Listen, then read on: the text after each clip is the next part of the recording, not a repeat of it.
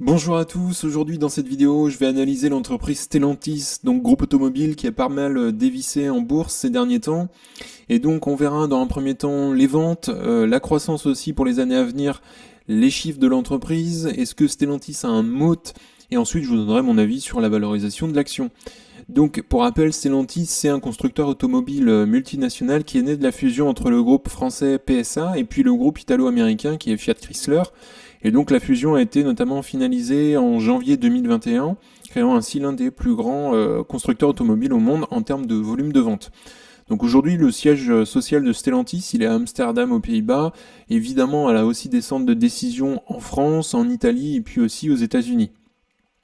Elle a des marques connues, un large portefeuille de marques connues, une bonne réputation. Donc on a nos fleurons français, on connaît Peugeot, Citroën, DS, et puis elle a aussi Opel, Vauxhall, Fiat, Alfa Romeo, Lancia, Jeep, Ram, Dodge, Chrysler, etc. Donc voilà, il y a vraiment un large panel de marques automobiles. Et si on regarde un petit peu la segmentation des ventes en 2023, on s'aperçoit que majoritairement la moitié se fait en Amérique du Nord, on a quand même 10% en France. Donc à eux deux déjà ça fait 60, ça fait une bonne partie des ventes. Et puis ensuite on a aussi d'autres pays, le Brésil, l'Italie, l'Allemagne, l'Espagne, la Belgique. Donc voilà, elle est quand même répartie dans le monde. Elle a des ventes qui se font dans le monde entier, ce qui est plutôt bien. Si on regarde en termes de facteurs qui pourraient stimuler la croissance de Stellantis, premier point, ça va être la transition énergétique. On sait Stellantis a annoncé des investissements importants dans la mobilité électrique, les technologies propres, donc cette transition, notamment soutenue par les réglementations environnementales qui sont elles aussi de plus en plus strictes, pourrait évidemment stimuler la demande pour ces véhicules électriques et hybrides. Deuxième point, ça va être la synergie post-fusion. On sait que la fusion entre PSA et Fiat Chrysler a donné naissance évidemment à un géant automobile.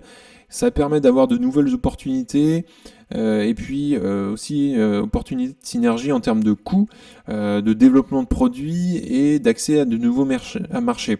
Troisième point, c'est la présence mondiale. Évidemment, Stellantis bénéficie d'une présence mondiale qui est importante, lui permettant de diversifier aussi ses risques et de profiter de la croissance de différents marchés. Et puis enfin, elle a cette offre diversifiée, on l'a vu avant, hein, le groupe propose une large gamme de véhicules, ça va de l'utilitaire, ça va aussi jusqu'aux véhicules haut de gamme, ce qui lui permet de toucher tout simplement une clientèle très variée. Quelques défis potentiels à cette croissance, c'est tout simplement déjà, je relève la concurrence accrue. On sait que le marché automobile est très concurrentiel et je dirais même qu'il est de plus en plus concurrentiel avec l'émergence de nouveaux acteurs et aussi l'accélération de l'innovation technologique. Deuxième point, c'est les tensions géopolitiques. Il y a les conflits commerciaux, les pénuries de composants électroniques. On l'a eu aussi pendant le Covid-19, c'était compliqué, ça perturbe les chaînes d'approvisionnement et évidemment, ça peut peser sur l'activité du groupe. Et puis enfin, c'est les évolutions des comportements des consommateurs. Faut pas l'oublier puisque eh bien, les préférences des consommateurs évoluent aussi rapidement, voire très rapidement, notamment aussi avec la montée en puissance de la mobilité partagée et puis des véhicules autonomes. Donc, quelques enjeux clés que j'ai pu relever pour Stellantis, ça va être accélérer la transition énergétique. Ça dépendra grandement en partie de sa position, sa capacité à se positionner comme un des leaders de la mobilité électrique. La maîtrise des coûts, les investissements dans les nouvelles technologies et la pression concurrentielle obligent forcément Stellantis à optimiser ses coûts de production. Légalement, le groupe devra se diversifier en proposant de nouveaux services liés à la mobilité, tels que la connectivité, la mise à jour à distance ou encore les abonnements. D'ailleurs, en termes d'abonnement, Tesla le fait déjà. Et s'adapter aussi aux évolutions réglementaires puisque les normes environnementales et de sécurité sont de plus en plus strictes, ce qui impose forcément à Stellantis, c'est bien de continuellement à s'adapter à ses produits. Donc en conclusion, si Stellantis parvient à relever les défis liés à la transition énergétique, à la concurrence et aussi aux évolutions du marché, elle dispose évidemment d'un fort potentiel de croissance. Cependant, il est important de noter que l'industrie automobile est soumise à de nombreuses incertitudes, donc ce qui rend difficile de faire des prévisions à long terme. C'est aussi un marché cyclique, hein, donc c'est un peu compliqué parfois. J'en profite d'ailleurs, n'hésite pas à mettre un petit like à la vidéo et à t'abonner, ça permettra de soutenir la chaîne et puis de voir les prochaines vidéos. On va regarder maintenant les chiffres de l'entreprise. Alors pour Stellantis, aujourd'hui, l'action cote à Paris à 15 euros à peu près. Et si on regarde son PI, il est à 2,83, donc assez faible. Et puis, c'est une entreprise qui verse un dividende. Alors, vous allez me dire, le rendement aujourd'hui, il est assez exceptionnel, mais on verra en détail après.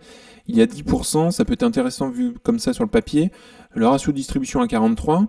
Si on regarde un petit peu les marges, on est à 18% de marge brute et marge nette 7%, donc quelque chose d'assez classique dans l'automobile.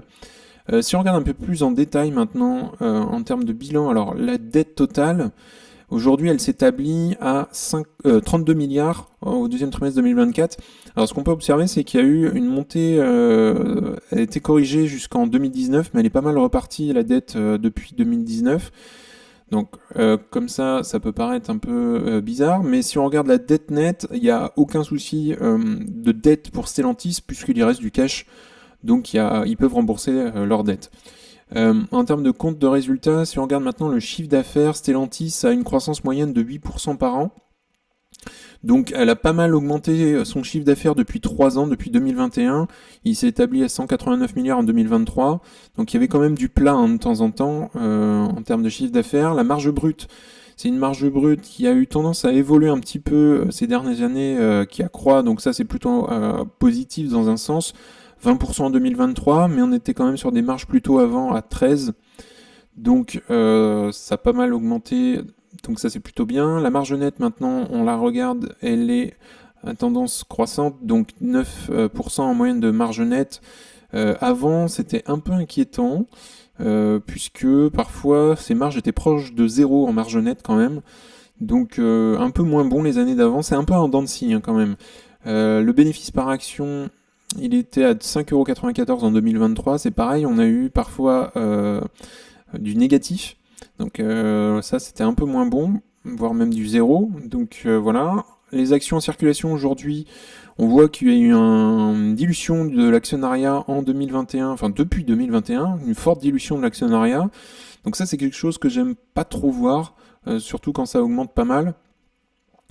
On va regarder maintenant les flux de trésorerie. Si on regarde, alors c'est je vous ai parlé du dividende tout à l'heure d'ailleurs. Alors si on regarde les dividendes, on voit qu'elle a versé des dividendes assez importants ces dernières années, mais on voit surtout qu'elle a versé rien du tout en 2020. Il n'y avait rien non plus les années d'avant. Enfin, Oxo, ça restait vraiment très minime, mais c'est pas une entreprise Stellantis à dividende croissant.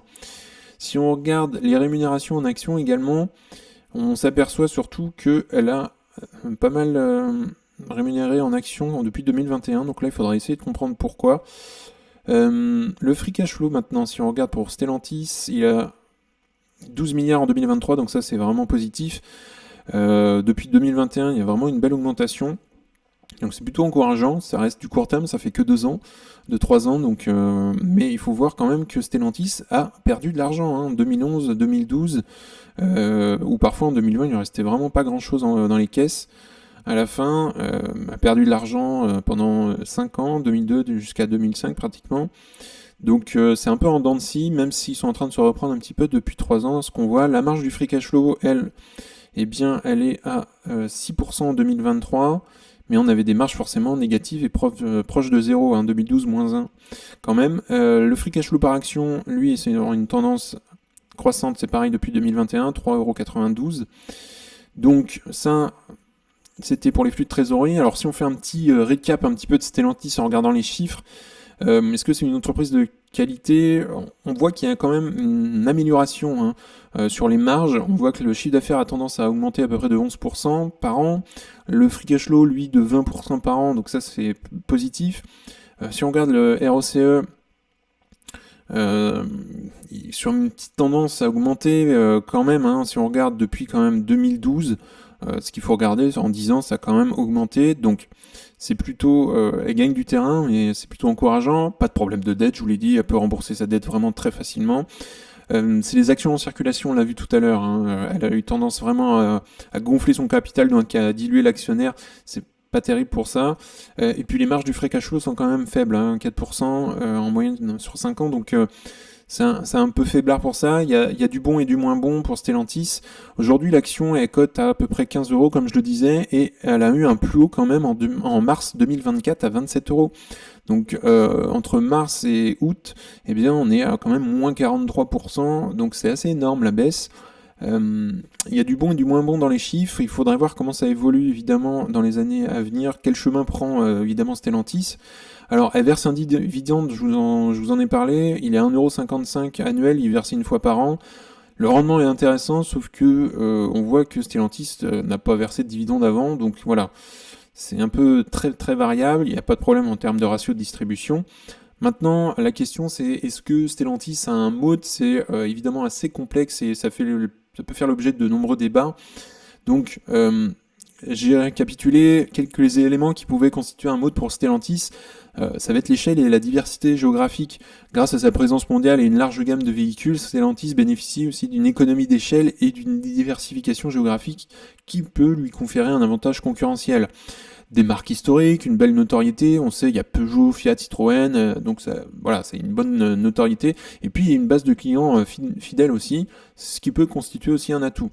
La capacité de production et de réseau de distribution, lui permettant d'atteindre un grand nombre de clients, et la synergie post-fusion, on le sait depuis 2021, les synergies attendues de la post-fusion entre PSA et Fiat Chrysler pourraient renforcer la compétitivité du groupe. Ensuite, quelques limites et défis que j'ai pu relever sur le mode, c'est la concurrence intense. Comme je le disais, c'est le secteur automobile est extrêmement concurrentiel, ça s'accélère avec l'émergence de nouveaux acteurs. On a Tesla, on a des constructeurs chinois qui apparaissent depuis quelques années sur l'électrique notamment, et puis de la transformation profonde du secteur, l'électrification des voitures, la conduite autonome. Donc ça peut jouer. Deuxième point, c'est la dépendance aussi aux matières premières. Les prix des matières premières, comme l'acier, les métaux rares, peuvent fluctuer fortement et impacter les marges du groupe. On l'a vu, Stellantis a quand même des marges qui sont vraiment en dents de scie. La transition énergétique, c'est la transition vers les véhicules électriques, représente un défi majeur pour Stellantis, qui doit investir aussi massivement dans de nouvelles technologies et adapter ses modèles de production. Et puis enfin, la tendance à l'homogénéisation des produits et la montée en puissance des plateformes modulaires peuvent réduire aussi les différenciations entre les marques du groupe. Donc en conclusion, je dirais que Stellantis dispose de certains atouts qui pourraient constituer un moat, mais il est confronté aussi à des défis importants qui pourraient limiter sa durabilité. Par exemple, ça dépendra évidemment d'accélérer sa transition énergétique, se positionner aussi comme un leader dans le domaine, maîtriser ses coûts, optimiser ses processus de fabrication, innover, développer de nouveaux produits et de services, puis répondre aussi aux attentes des consommateurs. Donc le mode de Stellantis aujourd'hui pourrait être menacé si d'autres entreprises d'ailleurs parviennent à innover surtout beaucoup plus rapidement et à mieux répondre aux attentes des consommateurs. Ça dépendra évidemment de l'évolution du marché automobile, des décisions stratégiques prises en interne dans le groupe, et puis de sa capacité aussi à s'adapter aux nouveaux enjeux. Donc en conclusion, moi je ne suis pas investi dans Stellantis à ce jour, et puis ça m'intéresse pas, c'est pas un business qui m'intéresse à ce jour. Le mot, moi je le trouve pour l'instant assez fragile, c'est un secteur aussi qui est cyclique, donc c'est pas le genre de business qui m'intéresse plus que ça. Il y a certains aussi critères de qualité, comme j'ai pu le voir, qui ne sont pas remplis, on a des marges free cash flow qui sont un peu faibles, même s'il y a une tendance quand même depuis 3 ans où ça s'améliore en termes de marge, donc je préfère la regarder dans un sens et voir comment ça se dirige et quelles sont aussi les décisions prises en interne. Alors après, peut-être que l'action en ce moment, j'ai noté, est sous-valorisée. Évidemment, il convient d'approfondir ces recherches si ça vous intéresse. Je rappelle, je ne donne pas de conseils en investissement, c'est hyper important que vous fassiez vos propres recherches. Et évidemment, éduquez-vous et vous serez beaucoup plus serein dans vos investissements. D'ailleurs, dites-moi en commentaire si vous avez une expertise d'ailleurs sur Stellantis ou si vous êtes investi dans Stellantis. Vous pouvez d'ailleurs commenter sous la vidéo et apporter des informations complémentaires. Ça sera utile pour tout le monde. En tout cas, on en a fini pour aujourd'hui. N'hésite pas à liker la vidéo, à t'abonner, ça fera grandir la communauté et puis ça me soutient. Si tu souhaites regarder un autre épisode, tu peux cliquer juste ici. En tout cas, je te souhaite une excellente journée et à bientôt pour un prochain épisode. Salut!